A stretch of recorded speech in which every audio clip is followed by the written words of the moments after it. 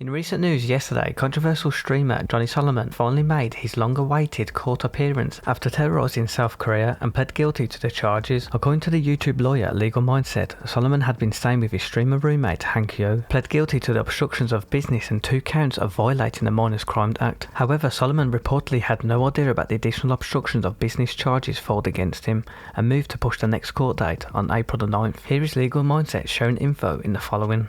Ramsey's first day of trial just concluded. He was 1 hour late and came in with his roommate Hank.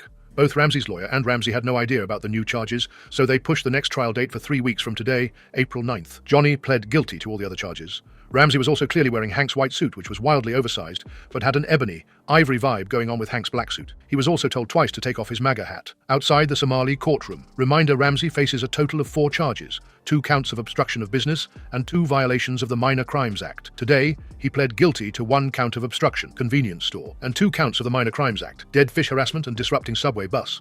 Very accurate image of the facial shift. He went from literally laughing with his tongue out to dead serious once the judge announced his charges. By the way, the maximum is more than 5 years on the charges he faces. It's actually 10 because of the 2 separate counts.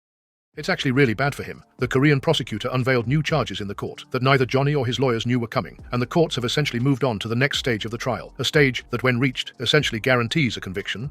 Some 90% of cases that have gotten to this stage result in massive losses for the defendant. Knowing nothing about Korean law, getting surprised by new charges seems either an indictment of that system or an indictment of his lawyers. Holy shares, this piece of F is desperately trying to appeal to the MAGA cult, in hopes he too will be set free like Andrew Tate. What a weasel. I hope he gets jailed. Erobb gets a new place and does a speed test at his new apartment. No, we're gonna be positive today, bro. Positivity. Let's do a speed test.